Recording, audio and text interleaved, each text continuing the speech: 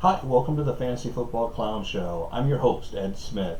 Today we're going to take a look at a 14-team family business kicker replacement team. And so the important pieces here is it is a 14-team league, so it's kind of deep. The kicker replacement refers to the startup draft, which happened the summer of 2020. And what we did there is we picked kickers as players to signify what spot in the rookie draft we'd actually be able to select. So as we're going through that veteran startup draft, we're taking a kicker, and the first kicker off the board, whenever that happened, then got the 101 rookie pick, and the second kicker off the board got the 102. So you were kind of drafting as you go round by round and deciding, okay, I'm going to use my third round pick, and I want that 1.03 rookie. That seems to be where they slot in my draft board. So you take them there, and instead of taking the actual player that you think would go there, it gives you another ability to trade around if maybe the draft takes a different turn, and you can maneuver and pick up picks.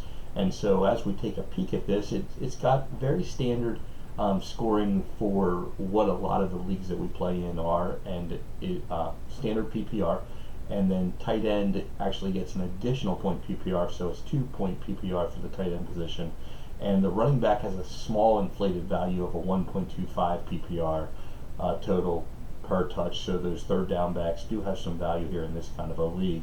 The starters are 12 starters, just like we've been outlining in a couple of the past leagues, and so that gives us one quarterback, one super flex, two running backs, three receivers, two tight ends, three flexes for those 12 starting spots.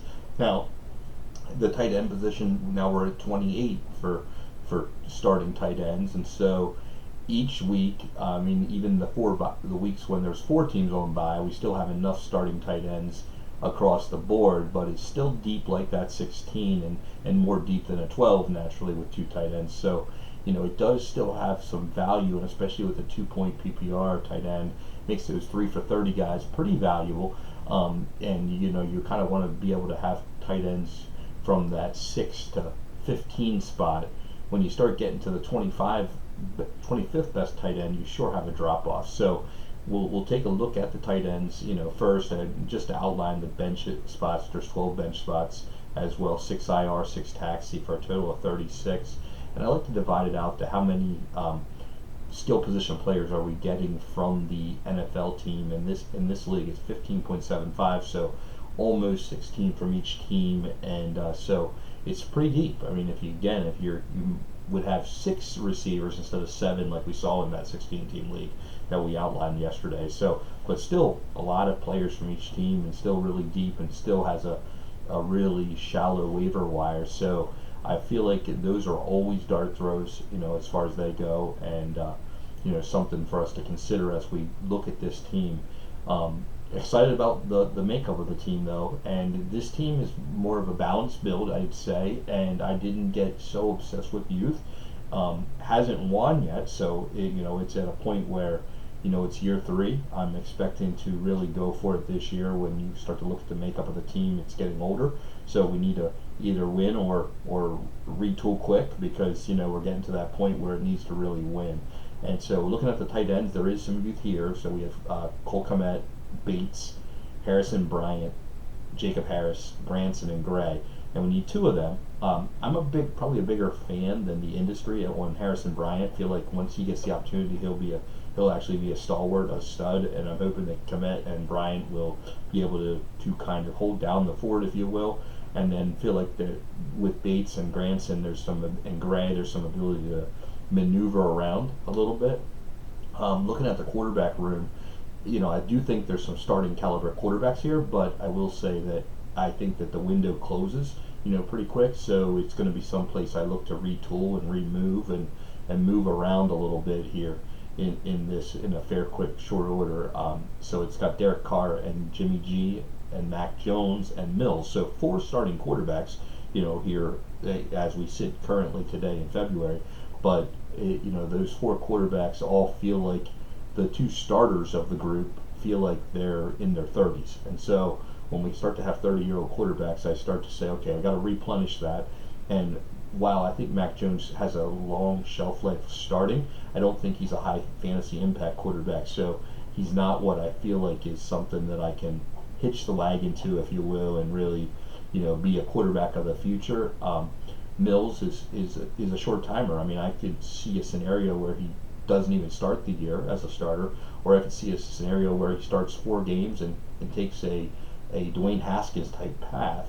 And so I don't want to put a lot of stock in that. I feel like it's, he was a third round quarterback taken, by the Texans. So, that's just what he is. So when we have a chance to jump off of him, we're definitely going to do it. But we're also not going to discount to a point of jumping off and causing the quarterback market to go down, because we still currently sit with 4 starting quarterbacks, and if you take that times to 14, that's 56, and that's quite a bit more than the average team can have, since there's only 32. So I do feel like it's still a position where they're better on the bench than somebody else's lineup. Then the backups, if you will, the quarterback position are Kyle Allen, Minshew, and Flacco, and all are backups that have the ability to start for 2 or 3 games and then also get into my starting lineup. And so when those kind of players happen, I like to hang on to them because I feel like they can bring. I've been able to wheel that off for first round rookie capital sometimes. In a league like this, I'd probably take a couple seconds and a couple thirds just to, move things around and keep what that does. If I take 2 seconds and 2 thirds, just hypothetically, that makes the starting quarterback market higher than that, right? We're not gonna have somebody buy Joe Flacco for a second, even a second and a third, or second and 2 thirds. Gives me 3 cracks at more Joe Flacco types. But let's be honest, and that keeps the low end starting quarterback guys like Mills at a higher level than that, right? They've got to be worth more than some flunky that we're just trading off for a 2-day, 2-game spot start.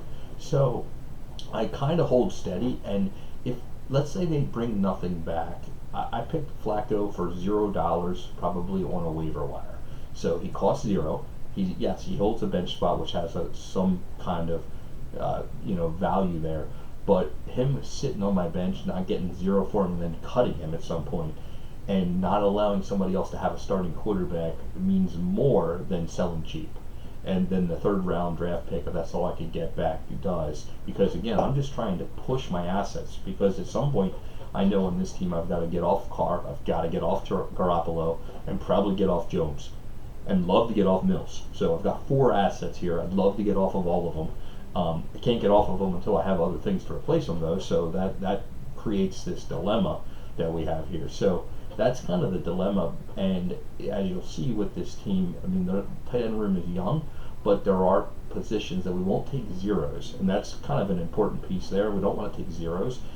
Because as we look at the running back room, I feel like it's one of the better running back rooms of a 14 team. It's got Kamara, it's got Cook, Fournette. So 3 top, I think it would be fair to say 3 top 15, top 14 running backs there possibly. And so that would be 3 RB1s, that we may have there.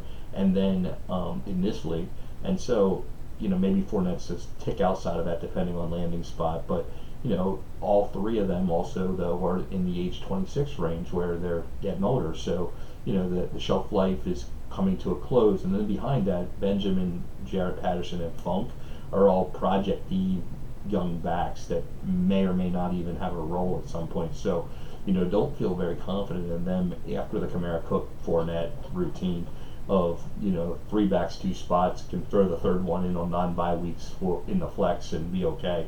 And plan to start them every week. If we look at the receivers, here I'm happy with the youth, with Hollywood Brown, Michael Pittman, T. Higgins, Devonta Smith, Jerry Jeudy, Chark, Zay Jones. So remember, if I start 3 of that whole mess, and then probably 2 or 3 of that mess in the flex position, depending on, would start a running back there naturally, but when there's a bye or an injury, then we're going to have to go to all 3 receivers and then cover up the buys. So I did list off, though, 6 receivers there, so there is enough for all 3 flex spots and to cover it. And then I have Zay Jones as well to cover buys, and then I still am hanging on to Slayton and Edwards and Swain and Amari Rodgers, so there's still some more depth there at receiver. We'll look to move if anybody gets, in a spot where I think there's hype surrounding them. I'm looking for the Chark free agent signing period when that happens. Move. Understand that probably Zay Jones is going to be a guy that I'm going to always value more than everybody else. He's 26.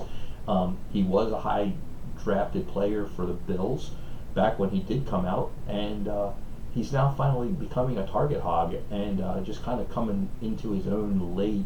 And so I had $0 into him, and if I look back, he was a top 25 receiver last year. So, a guy that I feel like is, let's say top 28, so would be a wide receiver too, and I have no reason to think he wouldn't repeat that.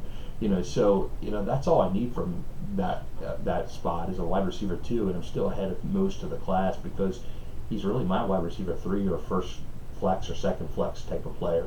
And so I feel like I've got guys ahead of that little curve there. So feel good about that. I look ahead to the future in the draft picks. No extra firsts in 23, but 2 seconds, 2/3. So there is a little bit of some draft capital there. And looking at this year's draft picks, we have the number 5 overall. So the team didn't finish as well as it should have or would have liked to in year 2. But year 3 does look like there's a chance for these guys if they come together. We'll have to make some decisions though, and really be honest about whether this team can get to where it's trying to go because of the older players at quarterback and running back. The rest is youthful, but we have to use that pick 5 really wisely. And I would probably will entertain offers, for that pick. I mean, just looking at where it sits right now, I'll take the player if somebody lets somebody drop to me, because that sounds like a running back spot there.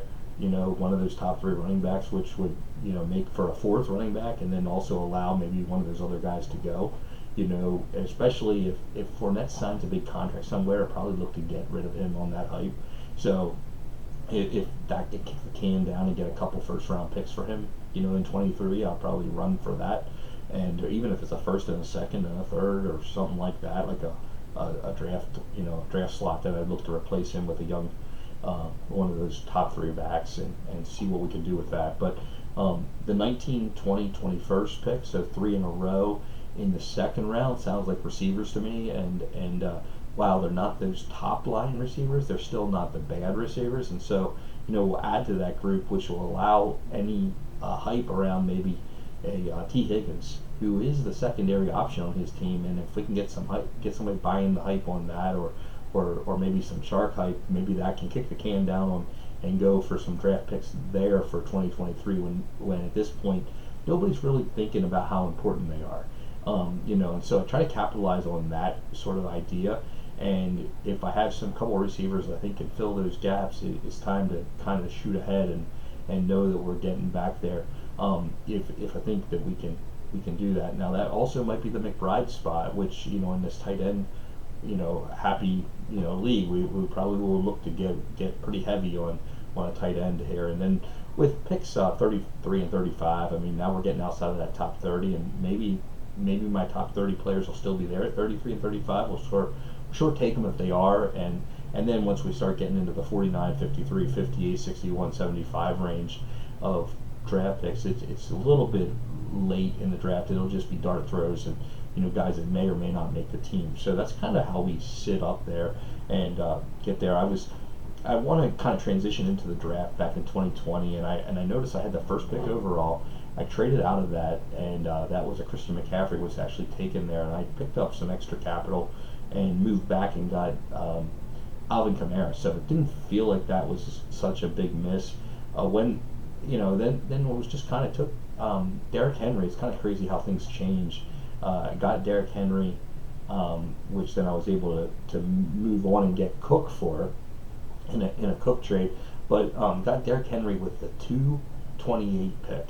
So the last pick of the second round, Derrick Henry was still around for me, and I guess that gives a good idea that you just take the guys that they drop to you, and then you just move players for picks and capital. So when I traded Derrick Henry away and got Dalvin Cook back, I got a second and third and Dalvin Cook for Derrick Henry.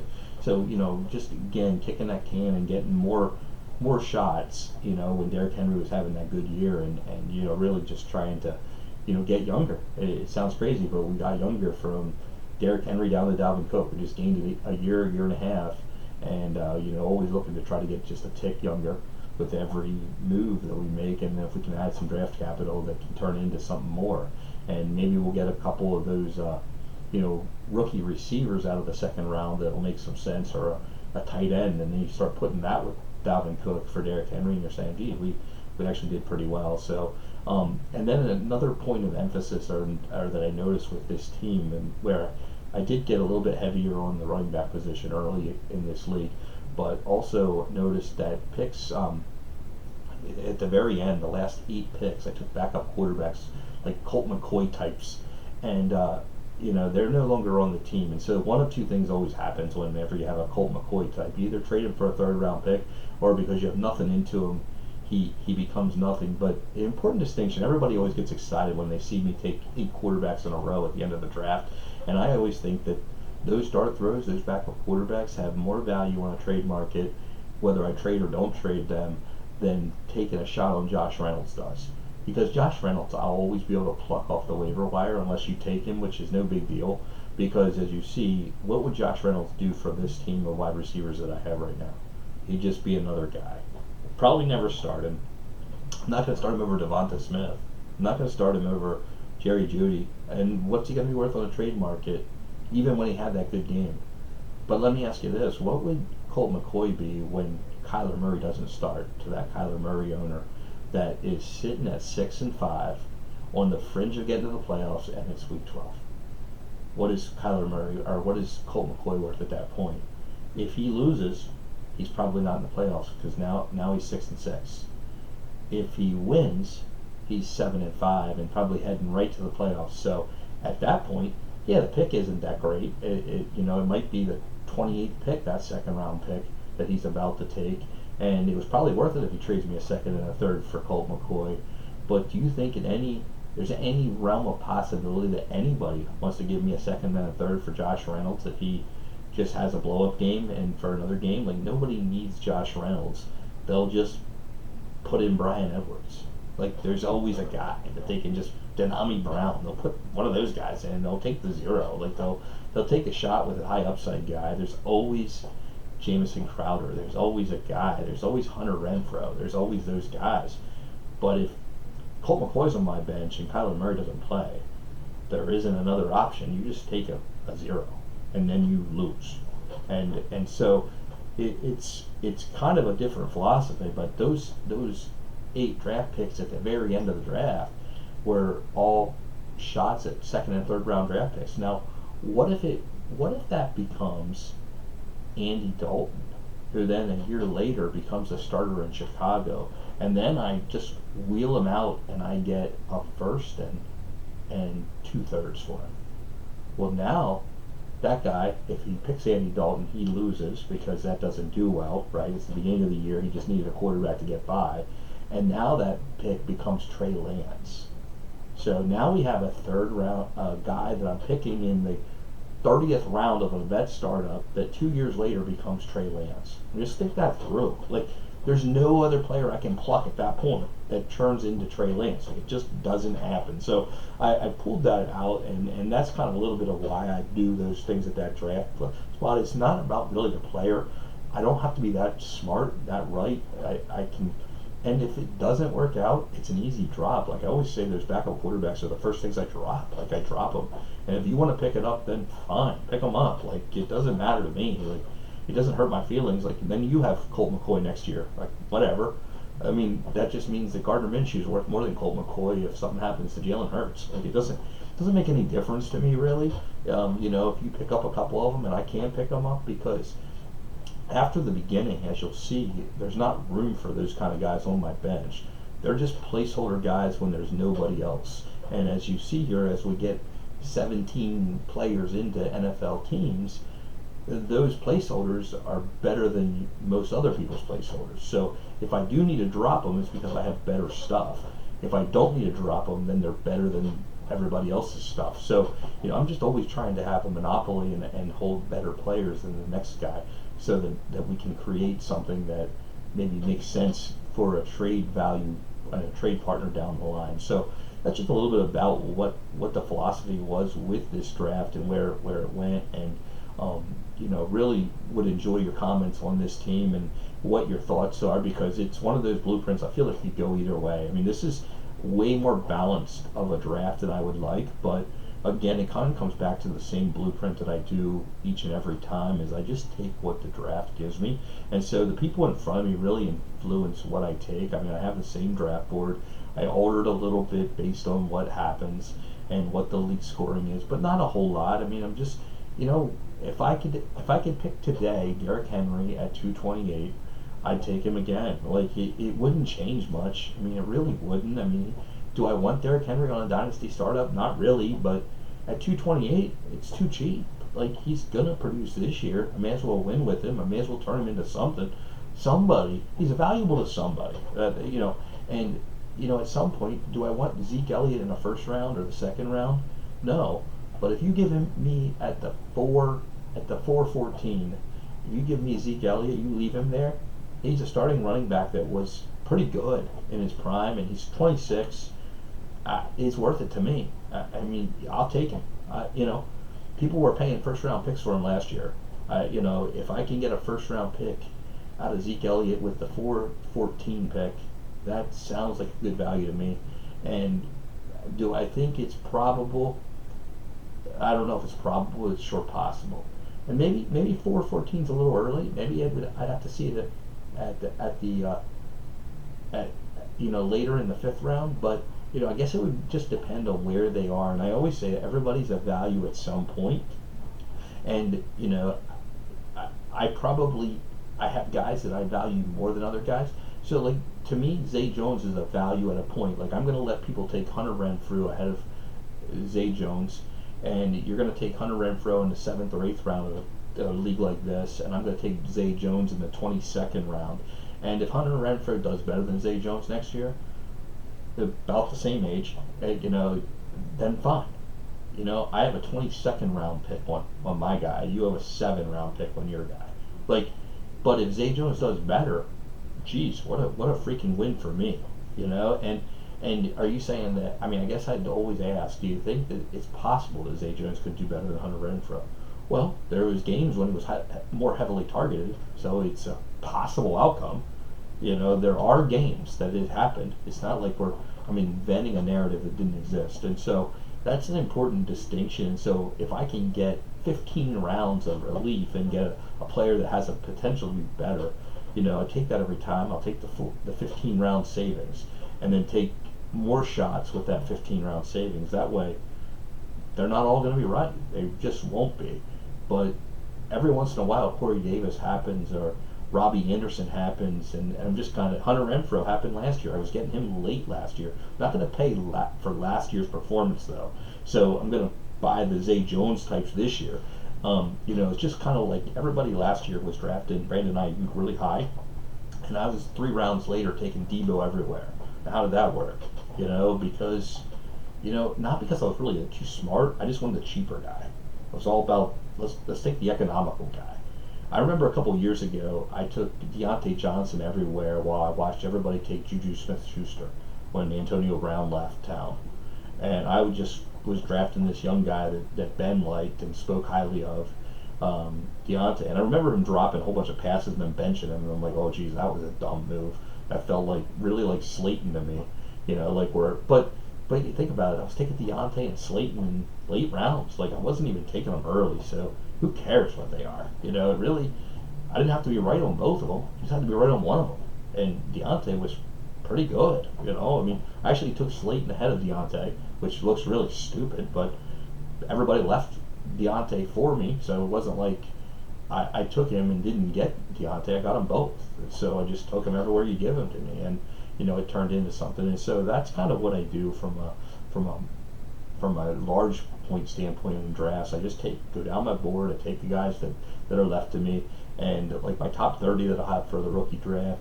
Probably get around pick 35 or 36 until that rookie draft is depleted, because I just have different values on players than other people, and that's fine.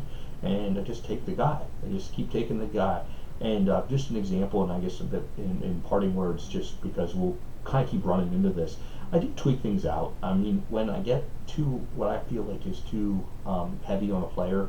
I remember last year I was taking Pitts with the second pick overall a whole bunch of times, and about midway through the draft season, I moved Trey Lance to the 2 and Fields to the 3, and then Pitts into the 4. So and then all of a sudden I got a whole bunch of Trey Lance stuff, and then I had a little bit more even distribution of those two players, and that feels a little better to have a little bit more of an even distribution of players and not have 20 of one and 2 of another. Just so in case there is a bust factor there, you have a little bit of a well-rounded portfolio of players when you have as many teams as I have. So I do that a little bit and move things around as I seem to accumulate a bunch of one player in those early picks, because there I feel like you have so much capital pushed in the middle that you can't afford to be wrong. And if you have a whole lot of Jalen Reagors or Keyshawn Vaughns who haven't done anything to date, then you have too much invested in those kind of guys.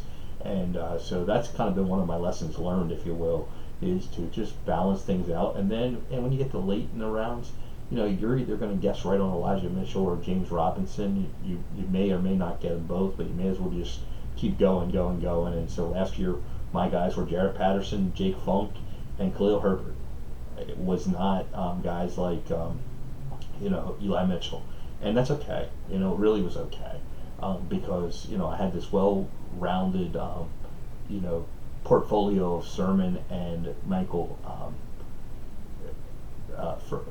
from the Jets and the running back there, and so I feel like I had a well-rounded version, pretty well. I was alternating them. I started out with Michael Carter being my higher pick, and then I went to Sermon after I thought he would be the guy later in the draft season, and took him a whole bunch. So I have a bunch of both, and that's okay. I mean, yeah, Michael Carter's better right now than Sermon, but I felt like Sermon might have even been the better player as I looked at the two of them. So I'm glad I had some good exposure to both, and because I don't think the jury, if the jury's still out on Keyshawn Vaughn in year 3, then the jury's still out on Trey Sermon in year 2, and so that's kind of what I would have come away with. Now I'm not paying for Sermon.